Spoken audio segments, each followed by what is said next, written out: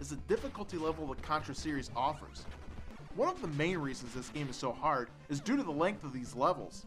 In fact, they end up being about 3 times longer than the ones in Contra.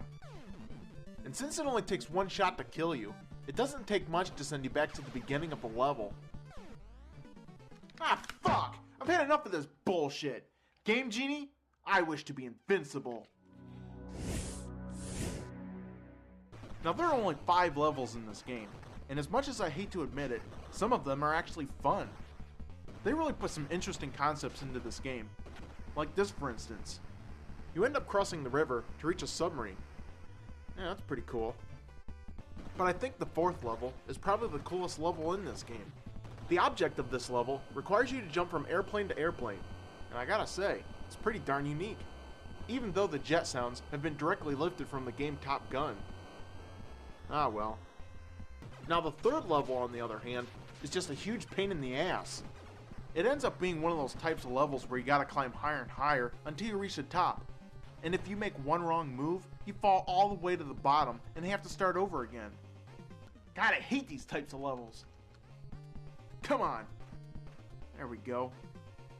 Jump over here and... What the fuck? Did that platform just explode? What the fuck is that about? But the most baffling thing about this game has to be the ending. The game tells you that the guy you are trying to rescue is still missing.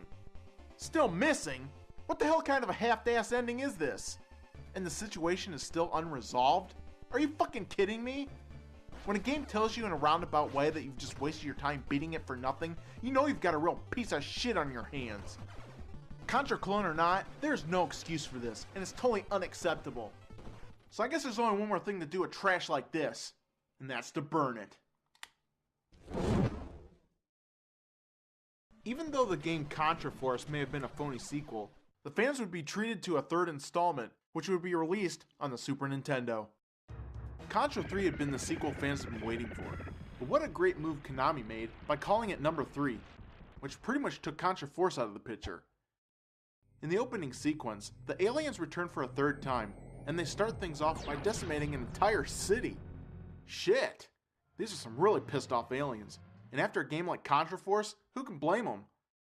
During the first few seconds of the game, you'll notice that instead of starting out with a crappy gun like in the first 2 games, they cut right through all the bullshit and just give you a machine gun. This game also includes new weapons to play around with as well. Heat seekers, flame guns, nukes, and they even revamped the shitty laser gun. A well-deserved upgrade if you ask me. Now you may be asking yourself, is this a hard game to play? You bet your ass it is, but hey, it's a Contra game, what'd you expect? The games in this series always seem to follow along a certain pattern, and this one is no exception. Even on the easy mode, this game has more shit flying around than an exploding porta potty. But even though this game is hard, it still has a lot of fun features.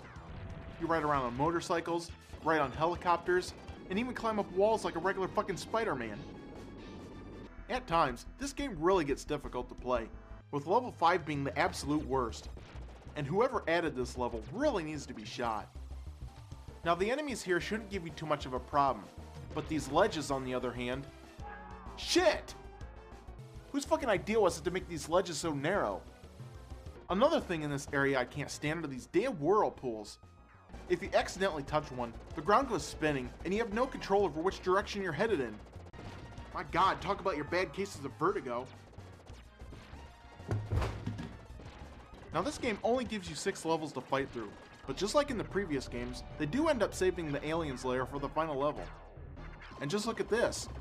Remember this thing from the original game? Sweet. I just love these nostalgic moments.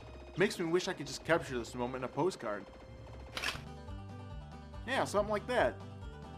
So after you kill him, the next enemy you come to is the final boss from the second game. I think this trip down memory lane is really wearing itself thin. Even the final boss is just another rehash of a Contra 2 enemy. So did they end up running out of ideas here or what? Ah well, I'll take what I can get I guess. Once you defeat the game, a helicopter then picks you up and flies you to safety. But instead of getting a well-deserved ending, you end up with this shit! Are you sharp enough to beat the normal mode? What the fuck? I just spent an hour trying to beat this game, and this is my only reward? You asshole! Instead of the game just ending right here, now I've got to waste my time going back and conquering the game in the normal setting. And it's not like I had anything else better to do, but it's just a waste of time. Because even if you do beat the game this time around, you end up with this message. And it pretty much tells you to go back to level 1, beat the game on the hard setting, and then we'll talk turkey. Well, you arrogant piece of shit. I'm just determined more than ever to see an ending to this game. And at this point, I'd even accept an ending that says, you just wasted your time with this game, so go fuck yourself, you gaming asshole. Ugh, just give me a fucking ending already. Is that too much to ask? Now, the only way to get a proper ending in this game is to fight through the hardest setting possible.